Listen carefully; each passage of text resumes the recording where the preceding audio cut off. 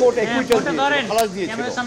ওই খালাসের এগেনস্টে দুদক আবার হাইকোর্ট ডিভিশনে আপিল করলে পরে ওই গিয়াসউদ্দিন আল মামুন সাহেবের যে সাজা ওইটা বহাল রাখেন।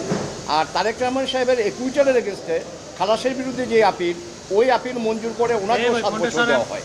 তার এগেনস্টে আমরা অ্যাপেলেট ডিভিশনে আপিল করি এবং মাই ফ্রেন্ড মিস্টার জাকির উনি আমাদের পক্ষ থেকে মেনলি এই মামলায় ভূমিকা পালন করেন, শুনানি করেন।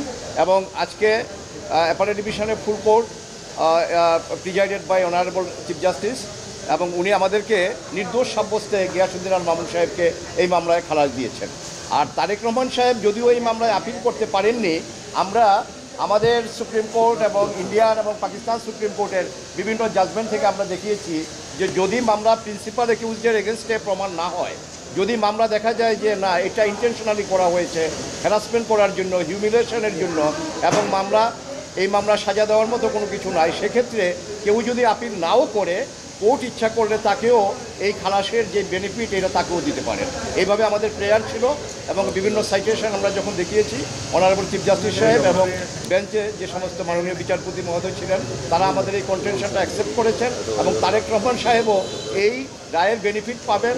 অর্থাৎ আমরা বলতে পারি যে উনিও এই মামলায় নির্দোষ সাব্যস্তে খালাস হয়েছেন। বাকিটুকু আমার ফ্রেন্ড বলবেন। হ্যাঁ, পুরো ব্যাকগ্রাউন্ড। আপনারা জানেন যে 2009 সালের 26শে অক্টোবর এই মামলাটা দুদক দাখিল করে। জনাব তারেক রহমানের বিরুদ্ধে অভিযোগ ছিল যে উনি একটা ক্রেডিট কার্ড থেকে উনি বিদেশে চিকিৎসার জন্য কিছু টাকা খরচ করেছেন। এই অভিযোগের ভিত্তিতেই ওনার বিরুদ্ধে এই মামলা দায়ের হয় এবং পরবর্তীতে চার্জশিট হয়। 13 জন সাক্ষীর সাক্ষ্য গ্রহণ করে ট্রায়াল কোর্ট। সেখানে আমেরিকা থেকে FBI এজেন্ট জেব্রাকে নিয়ে আসা হয় সাক্ষী দেওয়ার জন্য। উনি যদিও নিজেকে এক্সপার্ট সাক্ষী দাবি করেছেন, কিন্তু উনি বলেন নাই কোথাও যে জনাব তারেক রহমান বা গিয়াসউদ্দিন আল মামুন মানি লন্ডারিংয়ের সাথে জড়িত ছিল। এবং ট্রায়াল কোর্ট সব কিছু দেখে শুনে 13 জন সাক্ষীর সাক্ষ্য পর্যালোচনা করে জনাব তারেক রহমানকে নির্দোষ প্রমাণিত হয়, ওনাকে বেকসুর খালাস দেন। কিন্তু রাজনৈতিক প্রতিহিংসার কারণে তৎকালীন দুদক এই ইন্ডিপেন্ডেন্ট সংস্থা ওনারা হাইকোর্ট ডিভিশনে অ্যাপিল করে এবং অ্যাপিলে গিয়ে এই মামলার শুনানি হয় এবং 130 পৃষ্ঠার যে বিশাল জাজমেন্ট হাইকোর্ট ডিভিশন দেয় সেটা মূলত ছিল একটা একাডেমিক জাজমেন্ট। এটা আমরা মনে করছি যে জনাব তারেক রহমানকে সাজা দেওয়ার জন্য আইদার কোথাও থেকে ইম্পোর্ট করা হয়েছে অথবা কোনো ভেস্টেড কোয়ার্টারের ইনস্টান্সে এই 130 পৃষ্ঠার জাজমেন্ট লেখা হয়েছিল তারেক রহমানকে সাজা দেওয়ার জন্য। তারই হিসাবে তাকে 7 বছরের সাজা দেওয়া হয় এবং 20 কোটি টাকা ফাইন করা হয়। 20 কোটি টাকা ফাইন করা হয় এবং তার পরবর্তীতে জনাব কন্টেস্টিং অ্যাপিলেন্ট জনাব গিয়াসউদ্দিন আল মামুন এই লিভ টু অ্যাপিল দায়ের করেন। এই লিভ টু অ্যাপিলের উপরে বিস্তারিত শুনানি হয় অ্যাপিল বিভাগে লিভ গ্রান্টিংয়ের সময়। তখন শুনানি আনতে হাইকোর্ট অ্যাপিলেট ডিভিশন দেখতে পান যে এই মামলায় কোনো সাবস্ট্যান্স নাই। এই দুদক যে মামলাটা করেছে এই মামলাটা দুদকের করার কোনো অথরিটি নাই এবং আইনগতভাবে এবং অচল। 2002 সালের একটা রিপিল্ড আইনে এই মামলাটা করা হয়েছিল এবং তারেক রহমান সাহেবের বিরুদ্ধে কোনো অভিযোগই নাই। ক্রেডিট কার্ডের মাধ্যমে টাকা খরচ করলে যে মানি লন্ডারিং হবে, that is an unheard of proposition in the legal arena. যার ফলে অ্যাপিলেট ডিভিশনের পূর্ণাঙ্গ বেঞ্চ পুঙ্খানু বিচার করে এই মামলায় জনাব তারেক রহমান ও গিয়াসউদ্দিন আল মামুনকে এই মামলার দায় হতে অব্যাহতি দিয়েছেন এবং বলেছেন যে তাদের যে যথাযোগ্য মর্যাদা যে মানহানি হয়েছিল সেটাকেও ফেরত দেওয়া হয়েছে। এখানে একটা কথা বলে রাখি, সেটা হচ্ছে যে আপনারা জানেন যে যখন তারেক রহমান সাহেব এই মামলার দায় থেকে অব্যাহতি দেওয়া হয়েছিল ট্রায়াল কোর্টে, তখন সেই বিচারককে ওই অবস্থায় দেশ ত্যাগ করতে হয়েছিল। সুতরাং সেই যে বিচারহীনতার সংস্কৃতি আমাদের দেশে চালু হয়েছিল সেই অবস্থা থেকে ইনশাআল্লাহ আমরা ধীরে ধীরে উত্তরণ করছি। আমরা আশা করছি আজকের মতো আগামী দিনেও দেশের মানুষ ন্যায় বিচার করবে। মূল অভিযোগ ছিল হাইকোর্ট রায় দেওয়ার সময় বলেছিল যে জনাব তারেক রহমানের নামে সিঙ্গাপুরের সিটি ব্যাংক থেকে একটা visa supplementary credit card issue হয়েছে। এই ক্রেডিট কার্ড দিয়ে উনি একটা বিমানের টিকিট কেটেছেন এবং কিছু চিকিৎসার টাকা খরচ করেছেন। সুতরাং এটা মানি লন্ডারিং পর্যায়ে পড়ে। এটা অলদো এটা মানি লন্ডারিং অ্যাক্টের 3-এর যে বিধান আছে বা 13 যে বিধান আছে সেই বিধানের মধ্যে পড়ে না। মোটামুটি বলতে পারেন যে গায়ের জোর করে একটা সাজা তারেক রহমানকে দেওয়া হয়।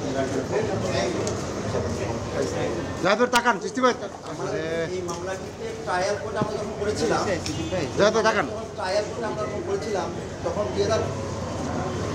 2014 সালে জাভেদ ভাই 2014 সালের নির্বাচনকে কেন্দ্র করে তখনকার সরকার একতরফা পাতানো নির্বাচন করবে এই লক্ষ্যকে সামনে রেখে 2013 সনে যেহেতু বিএনপি ভারপ্রাপ্ত চেয়ারম্যান জনপ্রিয় জননেতা, সারা দেশব্যাপী তাদের জনপ্রিয়তার কারণে রাজনৈতিকভাবে প্রতিহিংসা পরায়ণের লক্ষ্যে 2013 সনে যখন উনি খালার দেওয়া হয়েছিল, তখন সেই বিচারককে ভবিষ্যৎ দ্বারা বিচার করবে যেন সরকারের আজ্ঞাবহ হয়ে বিচার কার্যক্রম পরিচালিত করতে পারে, তারই লক্ষ্যে সেই বিচারককে দেশ ত্যাগ করে বাধ্য করে এবং তার জন্য পরবর্তী সময়ে দেশের বিচার ব্যবস্থা ভেঙে পড়ে এবং দেশকে একটি করদ রাজ্য পরিণত করে খুনি হাসিনা ফ্যাসিস্ট সরকারের মধ্য দিয়ে দেশ স্বৈরতান্ত্রিত হয়। তারই লক্ষ্যকে সামনে রেখে দেশে আইনের শাসন নষ্ট হয়, দেশ রসাতলে যায় এবং সমস্ত সব প্রতিষ্ঠানকে ধ্বংস করা হয়। এবং আজকে তার থেকে আমরা পরিত্রাণ পেয়েছি। আমাদের সম্মানিত সিনিয়র অ্যাডভোকেটরা বলেছিলেন সামনে ন্যায় বিচার প্রতিষ্ঠা হবে, ন্যায় শাসন কায়েম হবে ইনশাআল্লাহ। আজকে একটা বলতে পারি আমাদের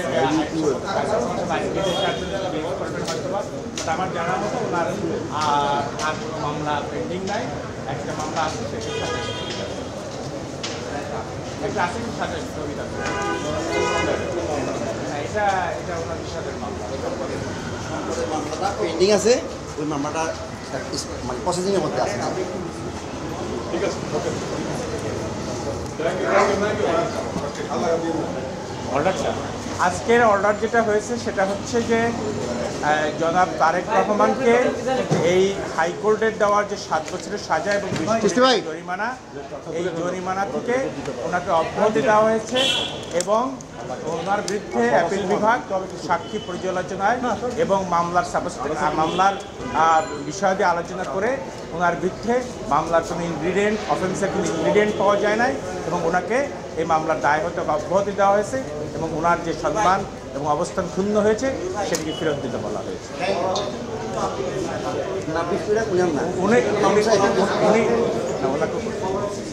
কোনটা হ্যাঁ নন অ্যাপিলেন্ট এটার বেনিফিট পাবে, এটা মাননীয় চিফ জাস্টিস উনি পরিষ্কারভাবে রায় উল্লেখ করেছেন। রায় উল্লেখ জি থ্যাংক ইউ।